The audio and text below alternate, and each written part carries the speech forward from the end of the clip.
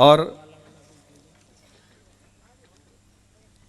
इस स्वागत के बाद मैं हमारे स्वागत समिति प्रमुख श्री सुरेश मोड़ जी से प्रार्थना करता हूं कि आदरणीय प्रेम सिंह चौहान का भी पुष्पहार पहनाकर स्वागत करें।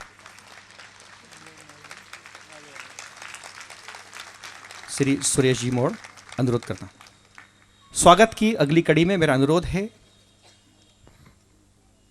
उज्जैन रेंज के आईजी आदरणीय पवन जैन साहब से कृपया पधारें, जो हमारी आयोजन समिति के संरक्षक भी हैं। कृपया मंच पर पधारें, गुरुदेव को पुष्प भेंट करें और गुरुदेव से आशीर्वाद प्राप्त करें। आदरणीय पवन जैन साहब। इसी कड़ी में हमारे संरक्षक जिलाधीश श्री अजात शत्रु जी से करता हूं प्रार्थना, कृपया पधारें, गुरुदेव को पुष्प भेंट करें और गुरुदेव से आशीर्वाद प्राप्त करें। आदरणीय जिलाधीश महोदय श्री अजात शत्रु जी। मेरा अनुरोध है, हमारे बीच में लोकप्रिय विधायक श्री शिव नारायण जी जागीरदार उपस्थित हैं, जो हमारे परामर्शदाता हैं आयोजन समिति के। मैं उनसे करबद्ध प्रार्थना करता हूं, कृपया मंच पर पधारें, गुरुदेव को पुष्प भेंट कर गुरुदेव से आशीर्वाद प्राप्त करें।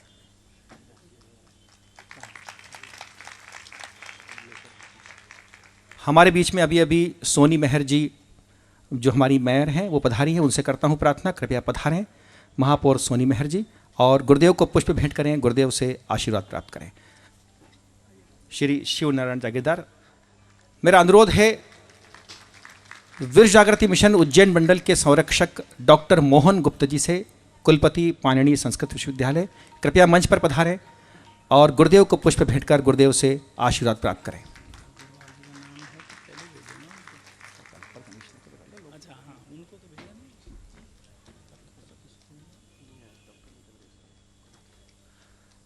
मैं अनुरोध करूंगा विश्व जागृति मिशन के राष्ट्रीय उपाध्यक्ष श्री एस अग्रवाल जी से, जो हमारे बीच में मुंबई से पधारे हैं, कृपया मंच पर पधारें, गुरुदेव को पुष्प भेंट करें और गुरुदेव से आशीर्वाद प्राप्त करें।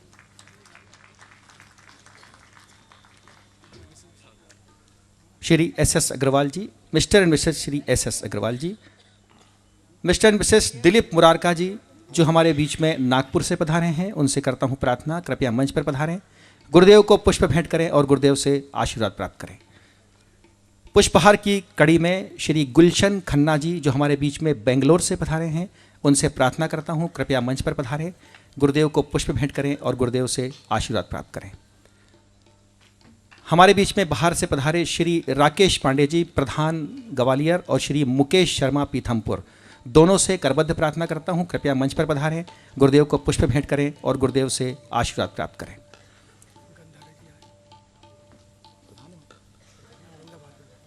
श्री गंधारे जी, जो औरंगाबाद विश्व जागृति मिशन के प्रधान हैं, हमारे बीच में पहुंचे हैं। मेरी प्रार्थना है, कृपया मंच पर पधारें, गुरुदेव को पुष्प भेंट कर गुरुदेव से आशीर्वाद प्राप्त करें। श्री गंधारे जी।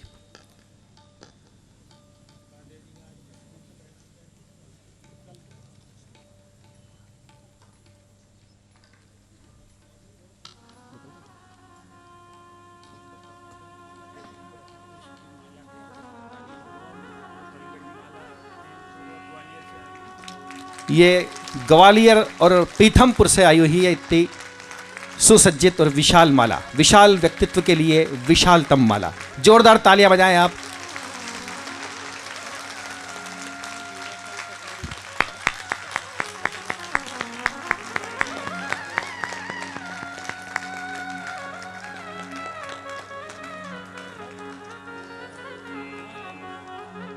हमारे बीच में उपस्थित चार्टर अकाउंटेंट श्री राजेश अग्रवाल जी से और श्री संतोष अग्रवाल जी से करता हूं प्रार्थना। व्यवसायी श्री संतोष अग्रवाल जी, कृपया मंच पर पधारें। और मेरे से क्षमा हुई, हमारे बीच में नगर भाजपा अध्यक्ष, जिन्होंने हमको इस पूरे कार्यक्रम को संयोजित करने में बड़ा सहयोग दिया है, वे हमारे अपने हैं। मैं उनसे करता हूं प्रार्थना, क्षमा चाहते हुए, कृपया मंच पर पधारें और इस कार्यक्रम को आयोजित करने में हमें जिस तरह से सहयोग प्रदान किया है, मैं उनका व्यक्तिगत और मंडल की ओर से शुक्रगुजार हूं। श्री जगदीश अग्रवाल जी का, कृपया पधारें। नगर भाजपा अध्यक्ष जगदीश अग्रवाल जी, गुरुदेव को पुष्प भेंट करें, गुरुदेव से आशीर्वाद प्राप्त करें। और आपसे प्रार्थना करता हूं कि जगदीश जी, पूरे उज्जैन के लिए आप सबसे आशीर्वाद ले रहे हैं, आपके लिए आशीर्वाद ले रहे हैं, इसलिए एक बार तालियां गुरुदेव की चरण वंदना स्वरूप।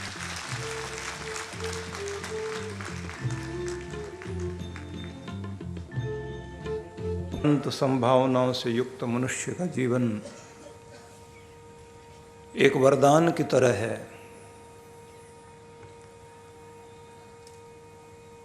अनेक तरह के द्वंद्व, सुख दुख, हानि लाभ, जीत हार, ये नदी के किनारों की तरह हर मनुष्य के साथ हैं। जब भी आप अपने जीवन में कभी दुर्भाग्य के सूर्य को, अंधेरे को जीवन में बढ़ता हुआ देखें, निराशा, चिंता, हताशा जैसे जैसे जीवन में बढ़े, योग्यता और क्षमता व्यक्ति की टूटती नजर आए, ऐसी स्थिति में ध्यान रखिए कि संसार सहारा नहीं बनता। संसार का स्वामी ही सहारा बनता है। इसलिए जब काल विकराल रूप धारण करके सामने आए तो काल के भी काल, महाकाल को याद करना चाहिए। महाकाल और महाकाली, शक्ति और शिव,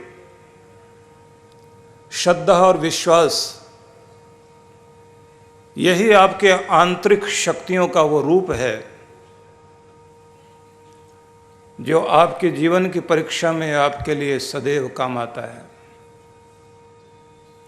भगवान महाकाल की नगरी में वैसे तो देखा जाए समस्त ब्रह्मांड और प्रत्येक कण कण में भगवान विराजमान है, और भगवान की नगरी तो हमारा शरीर है, हमारा हृदय।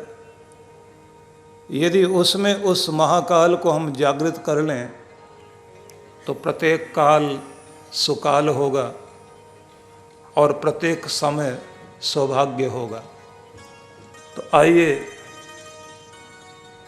महामृत्युंजय को याद करें, उच्चारण करें सभी। मेरे साथ बोलिए, ओम त्र्यंबकम यजामहे सुगंधिम पुष्टि वर्धनम उर्वारुक मिव बंधनान मृत्योर मुक्षीय माँ अमृतात। यह मंत्र है जिसका अर्थ है कि हम उस त्रिकालदर्शी परमेश्वर को स्मरण करते हुए उनका ध्यान करते हैं, जिनके स्मरण मात्र से सुगंधि अर्थात कीर्ति, पुष्टि अर्थात व्यक्ति का पालन पोषण, वर्धनम उन्नति, तीनों चीजें व्यक्ति को प्राप्त होती हैं। वह परमेश्वर हमें पूर्ण आयु दे और हम इस संसार में जैसे कोई फल पककर डाल से स्वयं ही पृथक होता है, उसी तरह से पूर्ण आयु भोग कर इस संसार से पृथक हों। भगवान हमें मृत्यु से, दुख से, चिंता से, व्यथा से हटाकर अपनी अमृतमयी आनंदमयी गोद में हमेशा रखे। जगत से भले ही छुड़ाए लेकिन जगतपति अपनी शरण से कभी दूर न करे। ऐसे महामंत्र को जितना भी हम उच्चारण करेंगे हमारे अंदर शक्ति जागृत होगी। याद रखिए, मंत्र है विचार शक्ति। विचार शक्ति को हम जब संकल्प शक्ति बनाते हैं, किसी विचार को दृढ़ इच्छा शक्ति, दृढ़ इच्छा शक्ति को संकल्प शक्ति, संकल्प शक्ति को श्रद्धा, विश्वास, और वही थोड़े समय के बाद सिद्धि बनने लगता है। मतलब कोई एक विचार को बार बार दोहराइए, उसे विश्वास बना लीजिए। वो विश्वास आपकी जिंदगी में चरितार्थ होने लग जाता है और थोड़े समय के बाद वो प्रत्यक्ष सामने आने लग जाता है। तो आइए उच्चारण करें,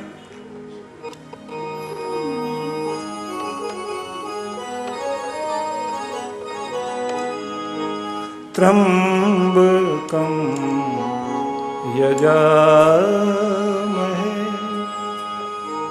ध्यान रखिए कि इस भूमि में भगवान सब जगह है, लेकिन कोई कोई जगह होती है ना जहां ज्यादा अनुकूलता बनती है पुकारने के लिए और जपने के लिए। ये भूमि सच में ही कमाल की भूमि है।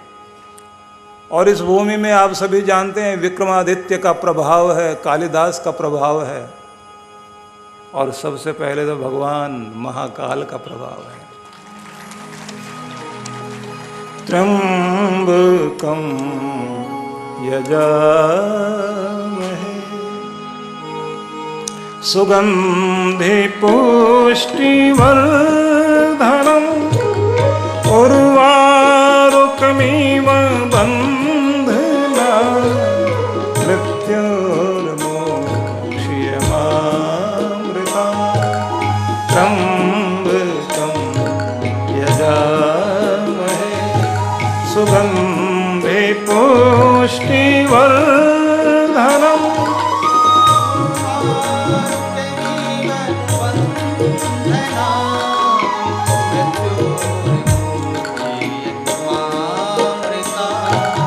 त्र्यंबकं यजामहे सुगंधि पुष्टिवर्धनम्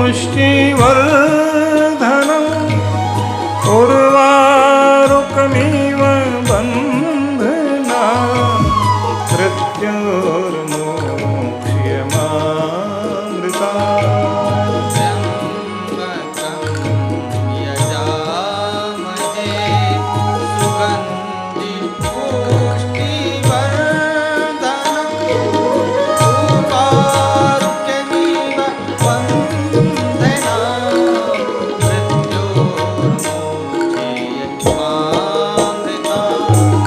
त्र्यंबकं यजामहे सुगंधि पुष्टिवर्धनम् उर्वारुकमिव बन्धना मृत्योर्मोक्ष्यमामृता। त्र्यंबकं यजामहे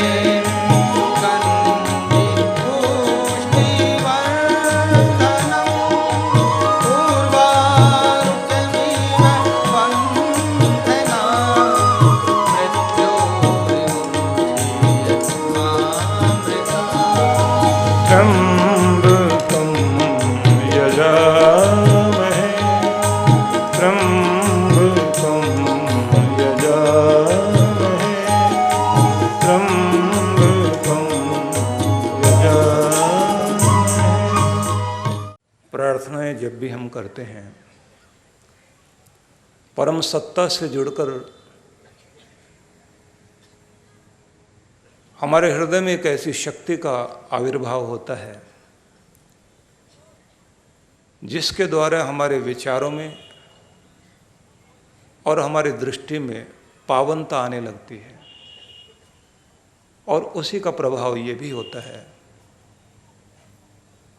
कि हमें दिशा मिलने लगती है। दिशा देने वाले भगवान हैं। और हमें याद रखना चाहिए, जैसे अर्जुन ने भगवान श्री कृष्ण को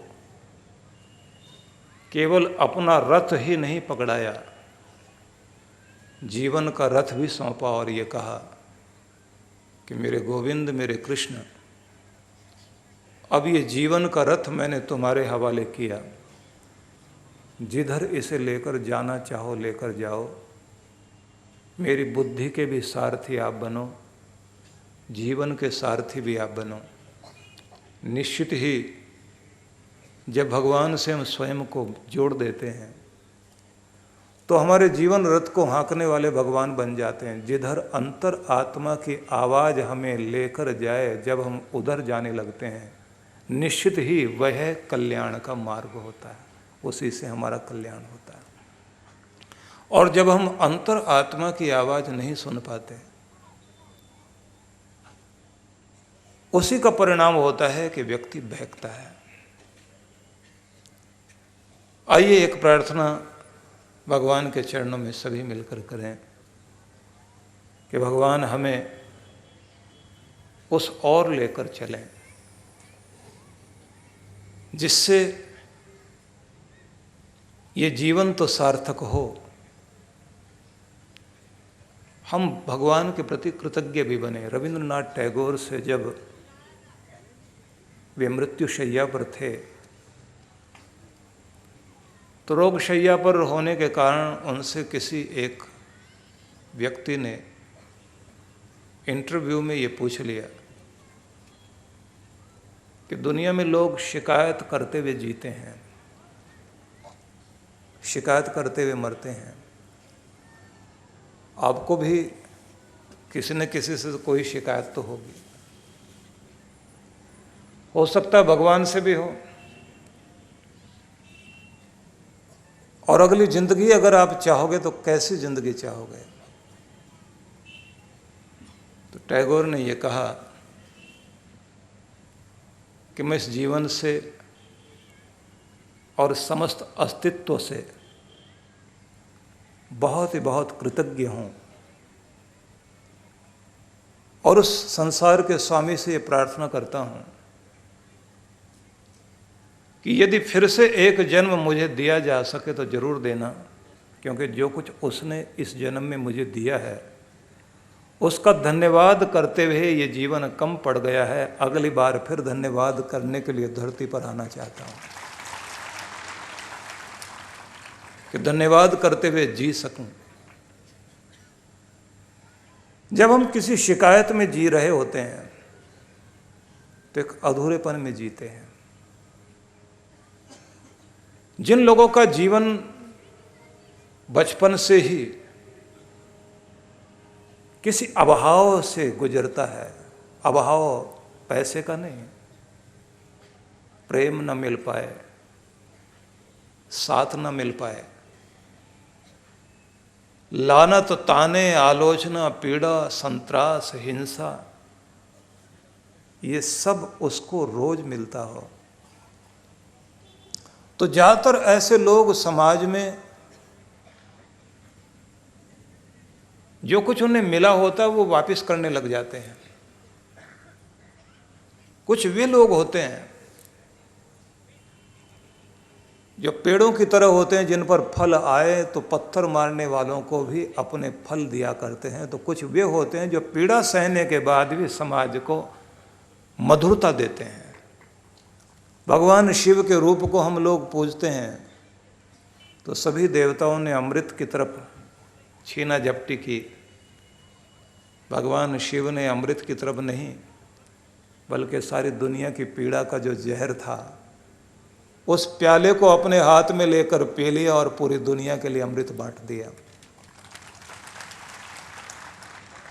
इसलिए सब देव रह गए और शिव देव नहीं महादेव हो गए, देवों के भी देव हो गए।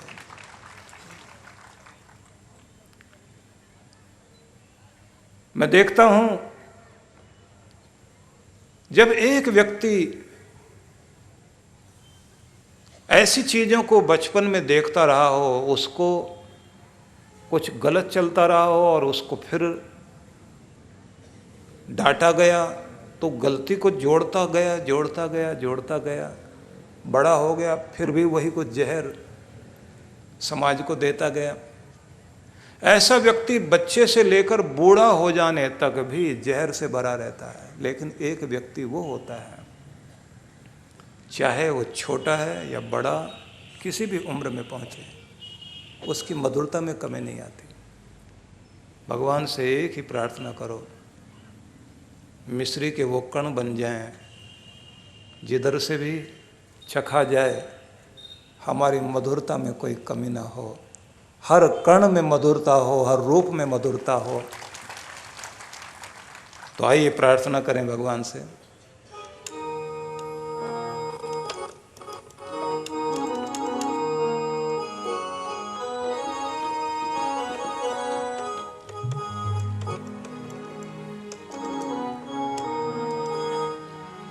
मुझे ऐसा बना दो मेरे प्रभु मुझे, ऐसा बना दो मेरे प्रभु मुझे, ऐसा बना दो मेरे प्रभु। जीवन में लगे ठोकर न कहीं, जाने अनजाने भी मुझसे, जाने अनजाने भी मुझसे नुकसान किसी का हो न कहीं, मुझे ऐसा बना दो मेरे प्रभु मुझे, ऐसा बना दो मेरे प्रभु।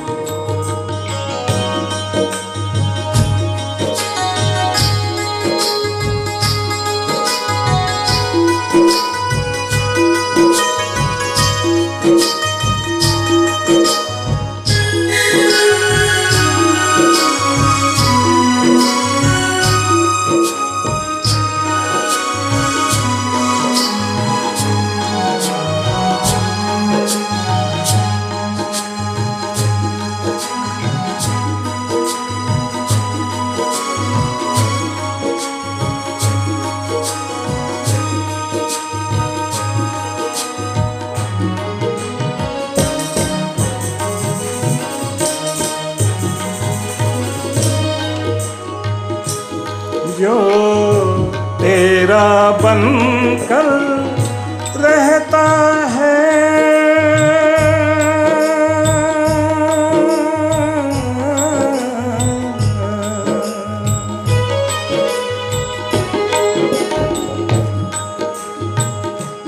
जो तेरा बनकर रहता है, कांटों में फूल सा खिलता है, जो तेरा बनकर रहता है, कांटों में फूल सा खिलता है। कितने ही कांटे पाँव चुभे, कितने ही कांटे पाँव चुभे, पर फूल भी हो कांटे न कहीं, मुझे ऐसा बना दो मेरे प्रभु मुझे, ऐसा बना दो मेरे प्रभु। जीवन में लगे ठोकर न कहीं, मुझे ऐसा बना दो मेरे प्रभु मुझे, ऐसा बना दो मेरे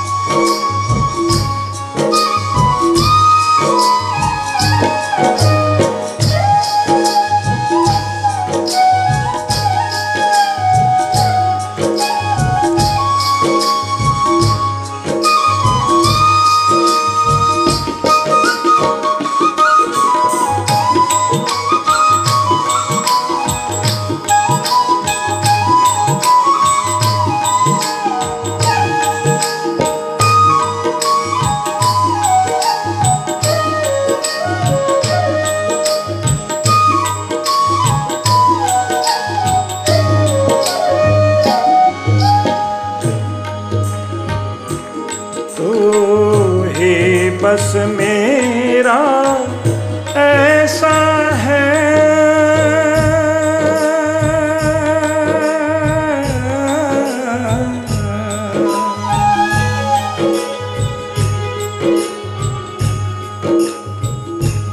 तू ही बस मेरा ऐसा है, दुख में भी साथ नहीं तजता, तू ही बस मेरा ऐसा है, दुख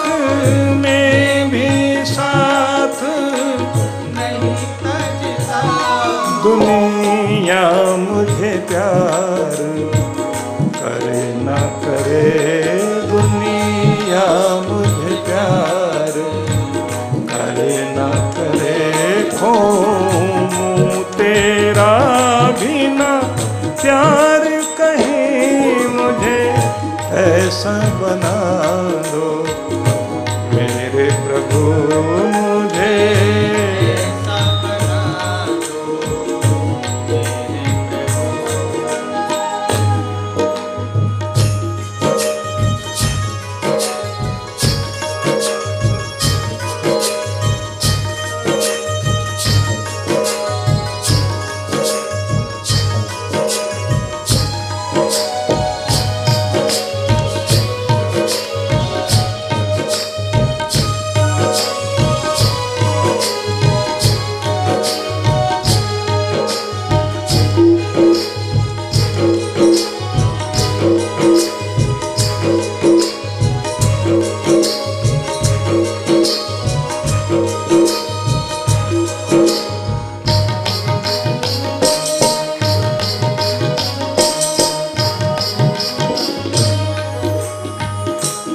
मैं क्या हूँ, राह मेरी क्या है,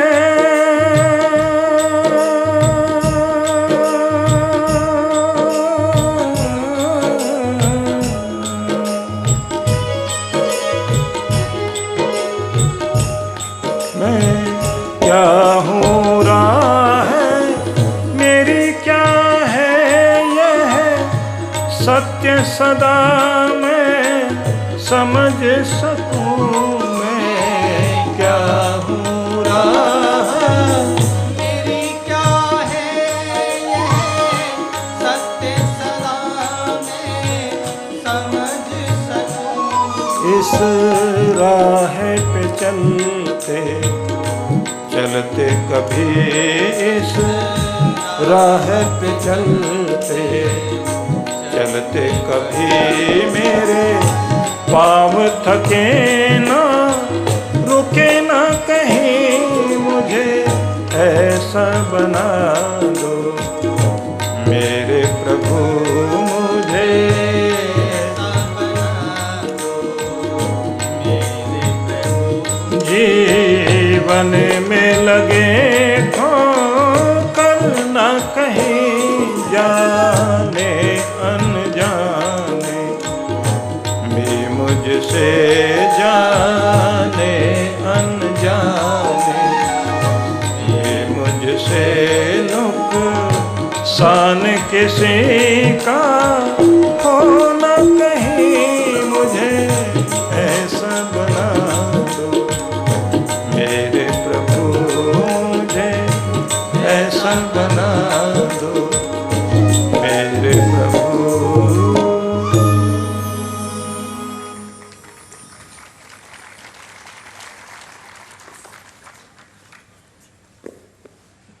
मातृशक्ति भद्रोष,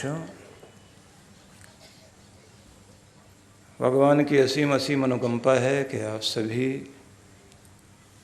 के साथ मिलकर भगवत चर्चा का ये अवसर एक लंबे अंतराल के बाद फिर हम सबको प्राप्त हुआ है। भगवान श्री कृष्ण ने गीता में एक मनोवैज्ञानिक सत्य को उद्घाटित करते हुए कहा कि मनुष्य किस तरह संसार में प्रवृत्त होता है। ध्यायतो विषयान पुंस संगस्ते शुभ जायते, संगात जायते कामा, कामात क्रोधो विजायते। व्यक्ति किसी वस्तु विशेष से जब कभी बहुत ज़्यादा मन में इच्छा करके उसका ध्यान करता है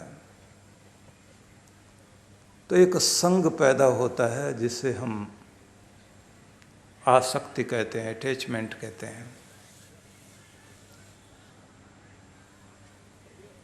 संगात जायते कामः, और फिर उसे पाने की कामना जागती है, उसमें कोई बाधा डाले, कामात क्रोधो भी जायते, बाधा डाले तो फिर क्रोध आता है।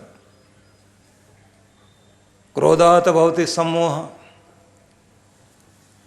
और क्रोध फिर एक ऐसा सम्मोहन व्यक्ति के जीवन में ले आता है कि व्यक्ति को खुद का अस्तित्व, खुद की समझ, विवेक सब उस समय उसकी जाती रहती है, सम्मोहन में बंध जाता है। क्रोध की वो स्थिति कि जब इंसान अपने कुल को, अपनी वस्तु स्थिति को, अपनी पढ़ाई लिखाई को, सबको भूलकर कुछ भी करने लग जाता है। और जब वो सम्मोहन मानसिक रूप से आता तो फिर आगे कहा बुद्धिनाश, तब बुद्धि का लोप होता, बुद्धि नाशात प्रणश्यति। और जब बुद्धि नाश होता है तब कहते हैं व्यक्ति का पतन, अर्थात बहुत बड़ी चोट खाने का अवसर आता है, जिसे कहते हैं विनाश की स्थिति। क्योंकि दो ही स्थितियां हैं व्यक्ति के जीवन में, या तो विकास करे, आगे बढ़े, नहीं तो विनाश तो अपने आप शुरू हो जाता है। मतलब या तो आप आगे जाइए, नहीं तो नीचे गिरोगे, पीछे हटोगे। या तो ऊपर उठना जारी रहेगा, या तो उत्थान या पतन, बीच की स्थिति होती नहीं है। या तो आप आगे जा रहे होते हैं या फिर पीछे हट रहे होते हैं। तो कहा जाता है कि ये स्थिति व्यक्ति की जिंदगी में घटित होती है कि प्रत्येक व्यक्ति संसार से इस तरह बंधता है। इस श्लोक को लेकर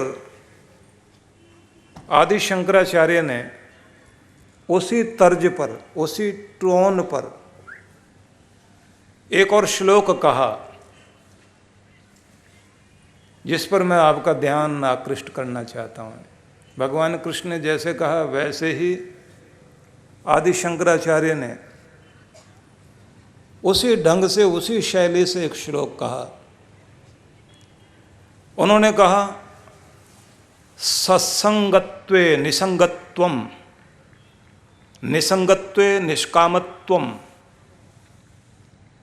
किसी व्यक्ति की जिंदगी में ज्ञान की भूमिका जब प्रारंभ होती है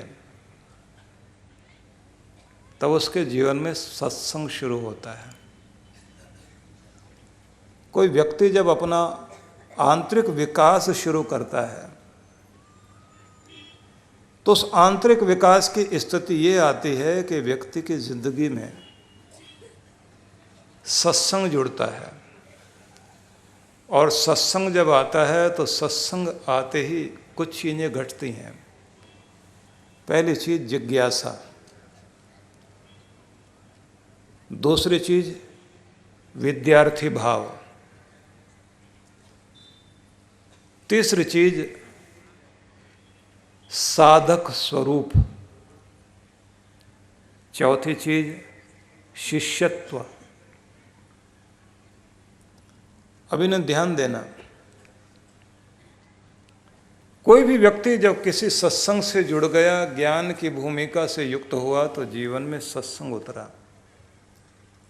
सत्संग से जैसे आप जुड़ने लगे तो सबसे पहली स्थिति आती है जिज्ञासा वाली।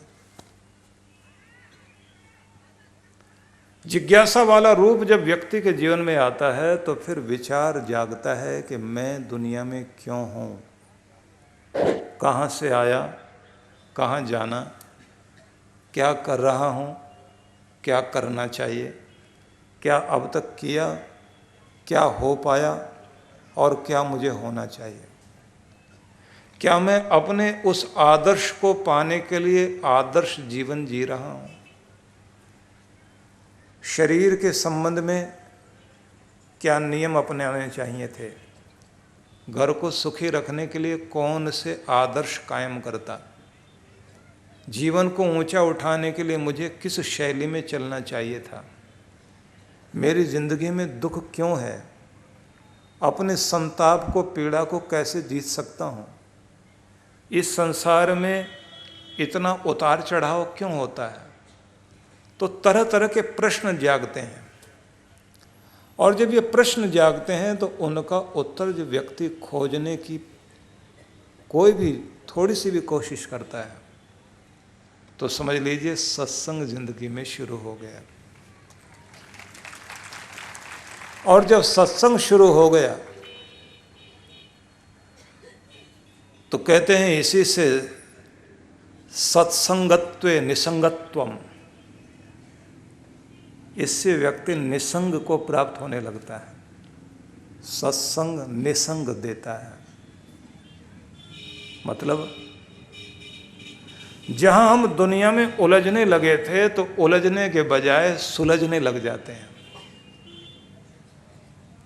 कुछ वे हैं जो जिंदगी के अंतिम मोड़ तक उलझते ही उलझते जा रहे होते हैं, और कुछ वे हैं जैसे जैसे उम्र आगे बढ़ती गई सुलझते गए सुलझते गए सुलझते गए, और दूसरों की भी उलझनों को सुलझाते चले गए। तो जो सुलझा रहे हैं समझना सत्संग जीवन में उतर आया, जो उलझ रहे हैं तो समझना कि जीवन को समझ नहीं पाए। कभी इतिहास के उन पन्नों की तरफ आप देखें, नीरो एक ऐसा व्यक्ति जिसने 3000 लोगों को खंभों से बांधकर नीचे धीमी धीमी आग जलाकर तड़फा तड़फा के मारा, रोम का राजा। और लोग तड़फ रहे हैं और वो वीणा लेकर, मतलब वायलिन लेकर बजा रहा है और आनंद मना रहा है, क्योंकि उसे संतापित करने में आनंद आता था। कुछ बच्चे होते हैं ना जो घर बनाते हैं, और कुछ वो होते हैं जो घरों को तोड़ते हैं। मिट्टी के घर बना रहे होते हैं ना, एक भागता हुआ आएगा, घर को तोड़ता हुआ जाएगा और फिर हंसेगा दूर खड़ा होकर, देखो मैंने सबका घर खराब कर दिया। तो इतिहासकारों ने लिखा कि नीरो ऐसा क्यों बना। लिखा है कि उस व्यक्ति को हिंसा के वातावरण में पला, पिता का प्यार नहीं मिला। मां संभालने की कोशिश करती रही, लेकिन मां को भी लगातार डांट पड़ती थी, पिता शराब पीकर पीटता था। देखो जहर लेकर के बच्चा बढ़ा, जहर को वापस कर दिया समाज को। जब हम प्यार की दौलत देकर अपने बच्चों को पालते हैं, प्यार की दौलत के साथ संस्कार, एक दिशा देने का प्रयास जब बच्चों को करते हैं, तो एक ऐसे व्यक्तित्व का निर्माण कर रहे होते हैं जिससे भविष्य बनता है, संसार का रूप बनता है। ध्यान देना, दुनिया में 4 तरह के लोग हैं। एक वे जो अंधेरे में जीते हैं और जिनकी यात्रा अंधेरे से अंधेरे की ओर है। एक वे जो हैं तो रोशनी में, लेकिन संगति ऐसी मिल गई, रोशनी में होकर भी गलत तरफ चलने लग गए, तो वो प्रकाश से अंधेरे की तरफ जा रहे हैं। कुछ तो अंधेरे से अंधेरे की तरफ जा रहे हैं। एक तीसरी तरह के लोग हैं जिनकी जिंदगी में अंधेरा था, लेकिन कोई अच्छा संग मिल गया, प्रकाश की तरफ चलने लग गए। तो जिसकी जिंदगी में सत्संग आ गया, समझना अगर अंधेरा भी था तो रोशनी की तरफ चल पड़े हैं। जो अंधेरे से प्रकाश की ओर जा रहे हैं, मानो सत्संग की तरफ चल पड़े। कुछ वे हैं कि जिनके पुण्य जागे, पिछले जन्म में भी सत्संग था, इस जन्म में फिर सद्गुरु मिल गए, तो वे लोग हैं जो प्रकाश में हैं और प्रकाश की ओर जा रहे हैं, लाइट में है, लाइट की तरफ जा रहे हैं। अब इसे दूसरी तरह से देखिए। एक वे लोग पिछले जन्म में बहुत कुछ बुरा करके ये जन्म पाया और ये जन्म बहुत दुखों से भर गया। इस जन्म में भी उनको संगति भी गलत मिली, दुख था तो दुख समाज को लौटाना शुरू कर दिया। पिछले भी अंधेरा लेकर आए थे, आगे भी अंधेरा बांटना शुरू कर दिया। तो अंधेरे में थे, अंधेरे की तरफ यात्रा शुरू कर दी। कुछ वे हैं जिनकी इस जिंदगी में बहुत कुछ अच्छा है, संपन्नता है, पढ़ाई लिखाई भी ठीक मिल गई, लेकिन संगति गलत मिल गई, तो प्रकाश में होने के बाद भी अंधेरे की तरफ चल पड़े। अब वो कुछ गलत करते जा रहे हैं, तो इसका मतलब है अच्छी रोशनी में थे लेकिन यात्रा अंधेरे की तरफ शुरू कर दी।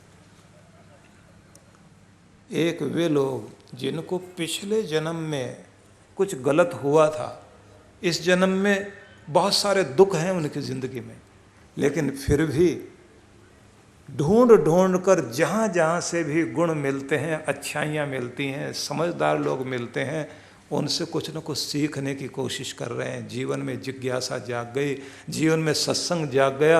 अंधेरे में थे लेकिन प्रकाश की तरफ चल पड़े, तो ध्यान रखिए आने वाला समय उनका रोशनी से भरपूर होगा। कुछ वे हैं जिनके पिछले जन्म में भी कुछ अच्छा था और इस जन्म में भी रोशनी से रोशनी की यात्रा शुरू कर दी। मतलब पहले भक्ति थी, सत्कर्म थे, इस जन्म में जो कुछ संपन्नता, प्रसन्नता, प्रफुल्लता, ज्ञान, उत्साह मिला, तो अब उसी को बांटने में और उसी के प्रचार प्रसार में जीवन लगा दिया। तो ऐसा व्यक्ति प्रकाश से प्रकाश की यात्रा कर रहा है। तो अब आप सोचिए हम कौन सी श्रेणी के व्यक्ति हैं, हमारी कैटेगरी क्या है? अंधेरे से अंधेरे की तरफ जा रहे हैं, या प्रकाश से अंधेरे की तरफ जा रहे हैं, या अंधेरे से प्रकाश की तरफ जा रहे हैं, या प्रकाश से प्रकाश की तरफ जा रहे हैं। इन चारों रूपों में आप चिंतन शुरू कीजिए, हम कहाँ खड़े हुए हैं। जो लोग इस बात की कोशिश करते हैं कि अब तक जो कुछ हो गया, क्योंकि भगवान श्री कृष्ण ये उद्घोषणा करते हैं कि तुम्हें मैं जहां छोड़ता हूं अगले जन्म में वहीं से पकड़ता हूं। मतलब अगर व्यक्ति भक्ति करता हुआ, सत्कर्म करता हुआ इस जीवन से चला गया और मुक्ति नहीं हो पाई, तो ये समझिए अगले जन्म में फिर भगवान वहीं से यात्रा शुरू कर देंगे, वहीं से फिर आगे बढ़ना शुरू हो जाएगा। तो अगर अंधेरे से प्रकाश की ओर यात्रा शुरू कर दी है, अंधेरे से प्रकाश की यात्रा क्या होगी? मैं थोड़ा व्यवहारिक पक्ष बताना चाहता हूं। आप व्यथाओं में जी रहे हो, एक अंधेरा, एक उलझन, तो व्यथा के गीत मत गाना। सारा दिन समस्याओं के गीत गाओगे, समस्या जाएगी नहीं। जिसको ज़्यादा प्यार करोगे वो रिश्तेदार बन जाएगा, साथ बैठेगा। क्या करो? व्यथा नहीं, व्यवस्था की तरफ चलना शुरू कर दीजिए। समस्या नहीं, समाधान की तरफ चलना शुरू कर दीजिए। अंधेरे से प्रकाश की ओर यात्रा शुरू हो जाएगी। सारा दिन गरीबी के गीत गाओगे, गरीबी सिर पर बैठ जाएगी। आप गरीबी को भूलिए, अमीरी को ध्यान में रखिए कि ऊपर उठ रहा हूँ, समृद्धि पा रहा हूँ। और ये भी ध्यान देना शुरू करो, कुछ है, कुछ की ज़रूरत है। घर में प्यार है, घर में एकता है, शरीर में दम भी है, कुछ करने की हिम्मत भी है। पैसा थोड़ा कम है, आ जाएगा। इतना कुछ है तो इतनी थोड़ी सी कमी है, वो भी ठीक कर लेंगे। फिर अपने को हिम्मत देना। मेरे पड़ोस में रहने वाले व्यक्ति की बिल्डिंग बहुत ऊंची है, लेकिन घर में प्यार की बिल्डिंग टूटी हुई है। पति पत्नी में मेल नहीं है, बच्चों के अंदर एकता नहीं है, शरीर में रोग भी बहुत है, हिम्मत की कमी है, दिखावा ज़्यादा है। उससे ज़्यादा अमीर मैं भी हूँ। मेरे पिता परमात्मा ने उसको एक चीज़ ज़्यादा दी है, बहुत सारी चीज़ें कम दी हैं। मेरे पास बहुत सारी चीज़ें ज़्यादा दी है, एक चीज़ कम दी है। कम को नहीं देखना, वो भी आ जाएगा। धन्यवाद करता हूँ भगवान का। तो व्यथा के गीत नहीं, व्यवस्था की तरफ ध्यान देना शुरू कर देना। प्रदर्शन करने वाले सेठ की तरफ मत देखना, दर्शन की तरफ देखना। परमात्म दर्शन या आत्म दर्शन की तरफ जब आप देखना शुरू करोगे तो बात बनने लग जाएगी। वासना के संसार को नहीं देखना, उपासना के संसार को देखना शुरू कर दीजिए, कृपाएं बरसनी शुरू हो जाएंगी। जिंदगी को अस्त व्यस्त मत होने दीजिए, जिंदगी को मस्त होने दीजिए। जब आप दिशा देना शुरू करोगे, व्यस्त हो जाओगे, मस्त हो जाओगे और अस्त व्यस्त नहीं रहोगे तो पता लगा अंधेरे से प्रकाश की यात्रा शुरू हो गई। और यदि आप रात दिन मैं बड़ा दुखी, मैं बड़ा परेशान, सारी जिंदगी की मुसीबतें मेरे सिर पर क्यों, मेरे साथ ऐसा क्यों होता है।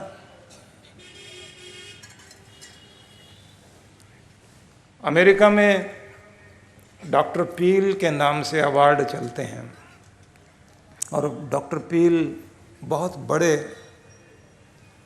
महान लेखक ही नहीं, बहुत बड़े प्रवक्ता भी थे। उनकी जिंदगी का एक बड़ा अजीब तरह का संस्मरण है कि वो कहीं लोगों के बीच में थे, मोटिवेशन पर कुछ कह रहे थे, व्यक्ति को ऊपर उठाने के लिए बहुत सारे संदेश दे रहे थे। जहाँ खड़े हो वहीं से प्रगति का रास्ता शुरू होता है। पहुँच लो आंसुओं को, हिम्मत को जगा लो, और कहीं से चमत्कार नहीं होगा, तुम्हारे अंदर से तुम्हारा चमत्कार होगा। तुम खुद के कलाकार खुद बनो, अपनी जिंदगी की मूर्ति को खुद गढ़ना शुरू कर दो। उत्थान पतन की कहानी तुमने अपने आप लिखनी है, पतन की तरफ नहीं देखना, अपने उत्थान को देखना। बहुत सारी बातें कहते जा रहे थे तो सुनने वाले लोग सुन रहे। जैसे ही अपना भाषण खत्म करके उठे और जाने लगे तो एक महिला ने रास्ता रोक लिया। बोले मैं बहुत दुखी हूँ, बहुत परेशान हूँ, मरने की जिंदगी इतनी दुखी हो गई है कि मरने की ही बात समझ में आती है और कुछ भी समझ नहीं आता। क्योंकि मुझे लगता है दुनिया में दुख के सिवा कुछ नहीं है। और जो ये आप बातें कर रहे थे ना, बातें तो बहुत हैं, बातें तो मैं भी कर लेती हूँ ऐसी, लेकिन जिंदगी जैसी मैं जी रही हूँ वो तो मैं जानती हूँ। उन्होंने पूछा तुम क्या चाहते हो? पहले तुम अपने घर से दूर जाना चाहते हैं, ऐसी कोई जगह बताओ जहाँ चैन से रह सको, 2 दिन तो जिंदगी प्यार से गुजर सके, कहीं समस्या ना हो, पीड़ा ना हो, दुख ना हो, संताप ना हो, परेशानी ना हो, कोई ऐसी जगह बताओ। और तो और कोई ऐसी जगह हो जहाँ किसी को किसी से कोई शिकायत नहीं हो। तो ये बोले वो तो जगह मैं जानता हूँ, बहुत नज़दीक है, मेरे साथ चलो, अभी तुम्हें दिखाता हूँ, और अगर तुम वहाँ रहना चाहो तो बहुत अच्छा लगेगा।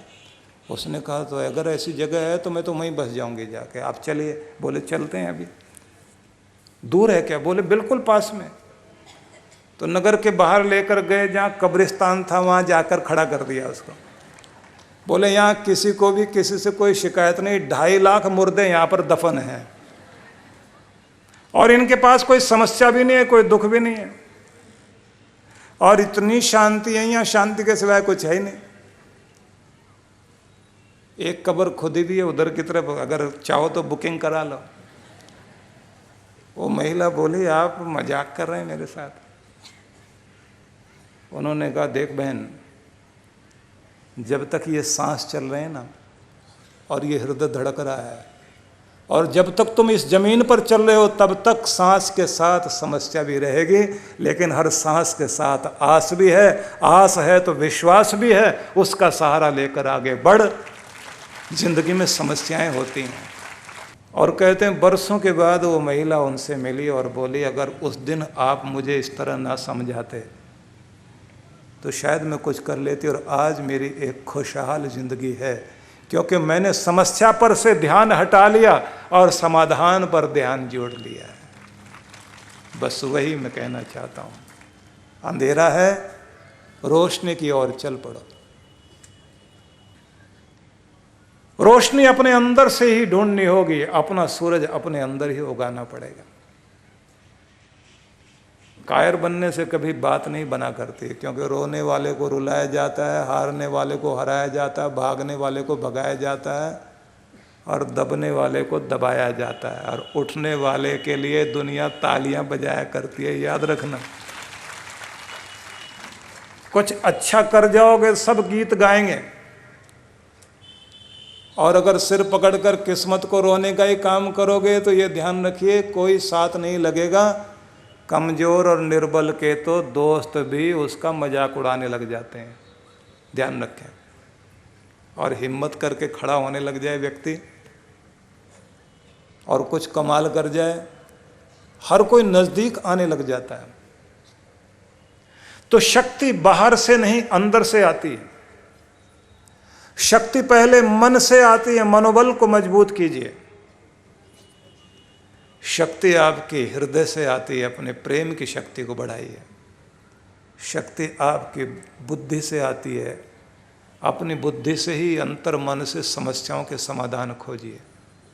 और शक्ति आपको आत्मा से आती है, अपने अंतरतम में अपनी आत्मा से अंदर से समाधान भी खोजो और अपनी आत्मिक शक्ति को प्रबल करो। और समाधान और शक्ति आपको परमात्मा से मिलती है। मैं निवेदन करूंगा, प्रार्थना भी अपने आप में एक शक्ति का बहुत बड़ा खजाना है। प्रार्थना किया करो, लेकिन प्रार्थना भी कमजोर प्रार्थना नहीं, और ऐसी प्रार्थना भी मत करो कि पड़ोसी को इतना क्यों दिया और मुझे इतना कम क्यों दिया, और अगर हो सके भगवान उसकी तिजोरी खाली करके सब माल इधर की तरफ भेज देना। तो ऐसी प्रार्थनाएं करने से कोई आप अमीर नहीं हो जाएंगे और न खुशहाली आ जाएगी। सबसे पहले तो आप सामर्थ्य की प्रार्थना करो, भगवान मुझे समर्थ बनाओ, मैं जब तक इस दुनिया में रहूं अपने बल पर जीने की कोशिश करूं, सहारा दूं सहारा लूं नहीं। हो सके तो दूसरों को सेवा करके सहारा दे सकूं, लेकिन मुझे किसी से सेवा कराने की और सहारा लेने की कभी भी ज़रूरत ना पड़े। हमेशा ये मांगो भगवान से। दूसरी बात ये कहो, भगवान मेरा हाथ देने के लिए उठे, मांगने के लिए कभी नहीं। मुझे इस लायक बना कि ज़िंदगी के आखिरी छोर तक मैं देता रहूं। मुझे किसी के सामने, भले ही मेरे बच्चे ही क्यों ना हों, उनके आगे भी हाथ ना फैलाना पड़े, उनको भी दे करके जी। और भगवान से ये भी एक प्रार्थना करो कि मेरे भगवान, जिस मुस्कुराहट को तू फूलों में देता है, वो मुस्कुराहट मेरे लबों पर हर पल दे। जब तक इस दुनिया में रहूं मुस्कुराता हुआ जीऊं, मुस्कुराता हुआ ही इस दुनिया में एक एक पग रखूं। हर सुबह हर शाम मुस्कान मेरे साथ समृद्धि बनकर, शक्ति बनकर रहे। तो एक बात आप सबको कहना चाहता हूँ, अगर आप ये महसूस करते हैं कि बहुत ज़्यादा तनाव, अशांति है, तो एक प्रयोग रोज किया करो, और सभी लोग किया करें ये प्रयोग अपने साथ में। और वो प्रयोग ये है, जैसे आप यहाँ बैठे तो थोड़ा सा चेहरे पर मुस्कान लाने की कोशिश कीजिए। लाइए, हाँ, मुस्कुराते हुए, और लंबा गहरा श्वास भरिए फेफड़ों में, और श्वास लंबा गहरा लेकर धीरे धीरे श्वास छोड़ें, और फिर चेहरे पर मुस्कुराहट लाएं, और आंखें बंद करके शांति अनुभव कीजिए। और महसूस करो कि अंदर से निराशा हटी है, तनाव हटा है, दुख गया है, शांति आई है। मेरे प्रभु की कृपा मेरे अंदर प्रवेश कर गई और मुस्कुराहट बनकर चेहरे पर उभर आई है। बस इसे आप याद कर लीजिए, और ये प्रयोग रोज करके देखिए, दिन में 10 बार करिए। जब देखो ना कि चेहरे पर थोड़ी मुस्कुराहट कम हो रही है, तो थोड़ा मुस्कुराओ, माथा ढीला करो, और लंबा गहरा श्वास भरो, और धीरे धीरे छोड़ दो, और फिर मुस्कुराहट चेहरे पर लाओ, आंखें बंद कर लो, माथे में शांति आने दो, और भगवान का धन्यवाद करो, उसने आपको अंदर शांति दी है, चेहरे पर कृपा के रूप में मुस्कुराहट बिखेर दी है। और वायदा कर लो भगवान से कि तुम्हारी दी हुई इस मुस्कुराहट की दौलत को सारा दिन संभाल कर रखूँगा, इसे बिखरने नहीं दूंगा, मतलब ख़त्म नहीं होने दूंगा। उत्तरायण का महापर्व शुरू हुआ है, महाकुंभ शुरू हो चुका है, नववर्ष की पावन मेला इसी रूप में हम लोग मनाएंगे कि हमारी ज़िंदगी का उत्तरायण शुरू हो, हमारे जीवन में वह कुंभ आए जब हमारे कुंभ के अंदर अमृत भरा जा सके। और आज से हम 4 श्रेणियों में ये चिंतन करें कि हम कहाँ खड़े हुए हैं। दुख से सुख की ओर जाना चाह रहे हैं या दुख से दुख की तरफ, पाप से पाप की तरफ जा रहे हैं या पुण्य से पाप की तरफ जा रहे हैं या पुण्य से पुण्य की ओर जा रहे हैं। हम ज्ञान से अज्ञान की तरफ हैं या अज्ञान से ज्ञान की तरफ हैं। चारों तरफ इस पूरी विधि को जोड़कर देखना, क्योंकि मैंने आपको तरीका बता दिया है। अज्ञान को, पाप को, दुख को, चिंता को, संताप को जोड़ जोड़ के देखें। हम संताप से संताप की तरफ यात्रा कर रहे हैं, चिंता से चिंता की तरफ जा रहे हैं, दुख से दुख की तरफ जा रहे हैं, भय से भय की तरफ जा रहे हैं या भय से निर्भय की ओर जा रहे हैं। हम जागने की तरफ जा रहे हैं या भागने की तरफ जा रहे हैं। थोड़ा शब्दों को खुद ही जोड़ जोड़ के देखना। आप कुछ जिंदगी में जोड़ना चाहते हैं, जिंदगी में आपके जोड़ शुरू हुआ है या जिंदगी में मोड़ शुरू हुआ है। आज से आपकी ज़िंदगी उत्थान की तरफ शुरू हुई है या उन्नति की तरफ। आप उत्थान से पतन की तरफ जा रहे हैं या पतन से उत्थान की तरफ। आप प्रगति से दुर्गति की तरफ हैं या दुर्गति से प्रगति की ओर। आप अवसाद से प्रसाद की तरफ जा रहे हैं या प्रसाद से अवसाद की तरफ जा रहे हैं। कायरता से वीरता की तरफ जा रहे हैं या वीरता से कायरता की तरफ, या वीरता से वीरता की तरफ या कायरता से कायरता की तरफ। ऐसे शब्दों को जोड़ते चले जाइए, थोड़ी देर के बाद ही आपको समझ में आ जाएगा कि आप कहाँ खड़े हैं। और जब समझ में आ जाए तो फिर आपको खुद की दिशा दिखाई देने लग जाएगी और आपके अंदर का गुरु शुरू हो जाएगा और वो आपकी ज़िंदगी को ऊंचा उठाना शुरू करेगा। इसलिए ये शब्द याद रखना चाहिए कि गुरु है तो ज़िंदगी शुरू है। अपनी ज़िंदगी में यदि हमने गुरु को जोड़ लिया तो समझ लीजिए एक नया जीवन शुरू हो गया। आइए मिलकर बोलते हैं।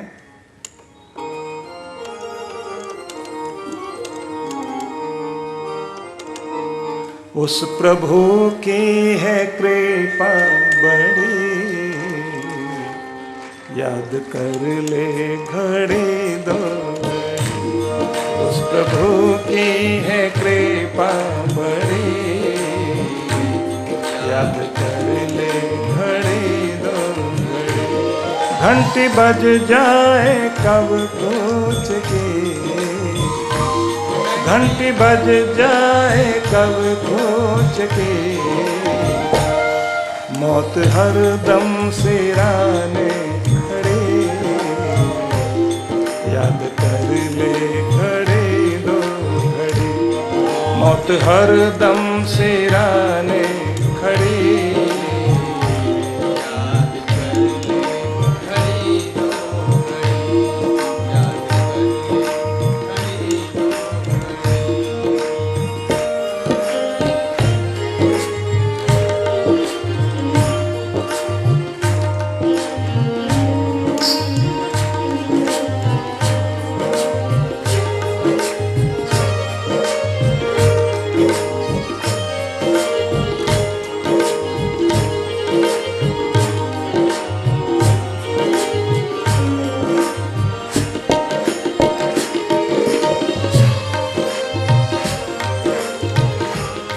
किन शुभ कर्मों का फल है ये, तुझे मानव का चोला मिला।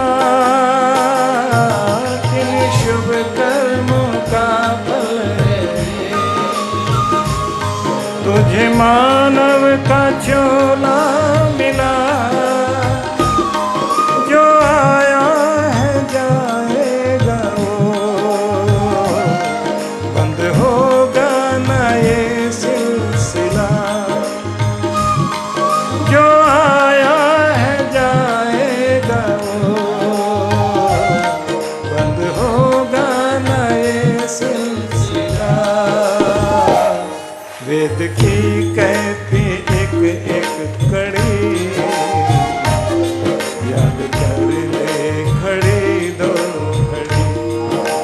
की कहती एक एक कड़ी, याद कर ले घड़ी दो घड़ी। घंटी बज जाए कब कुछ की,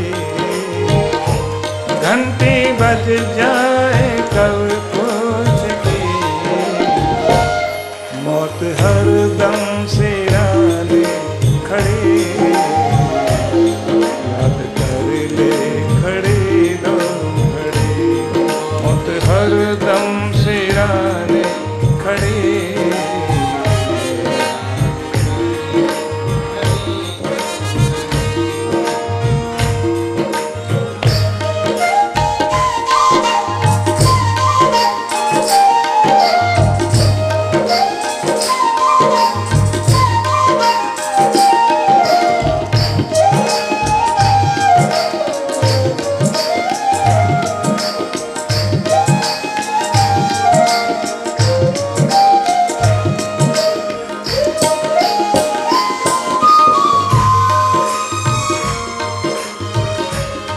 इस जवानी पे इतराना तू,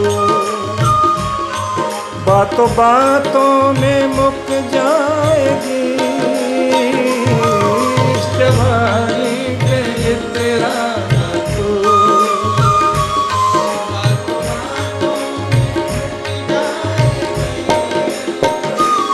उभरा सीना सिकुड़ जाएगा और कमर तेरी झुक जाएगी। उभरा सीना सिकुड़ जाएगा और कमर तेरी झुक जाएगी। टेक करके चलेगा छड़ी, याद कर ले खड़ी दो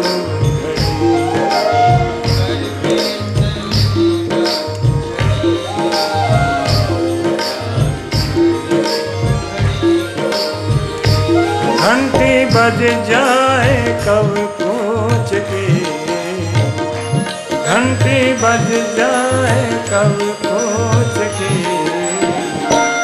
मौत हरदम सिराने खड़ी, याद कर ले घड़ी दो घड़ी। मौत हरदम सिराने खड़ी, याद कर ले घड़ी दो घड़ी।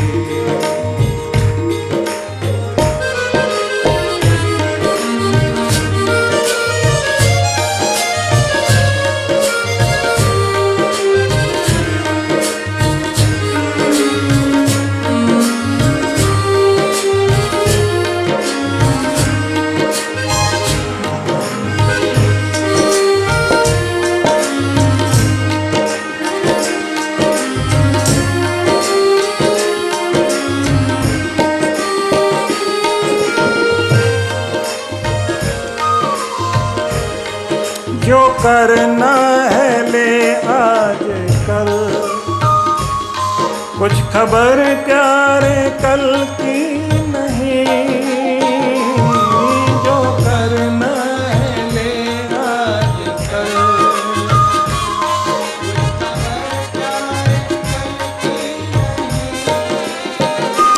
मानव जीवन को कर ले सफल, ढील दे इसमें पल की नहीं। मानव जीवन को कर ले सफल, ढील दे इसमें पल की नहीं। टूट सांसों की जाए लड़ी, याद कर ले घड़ी दो घड़ी।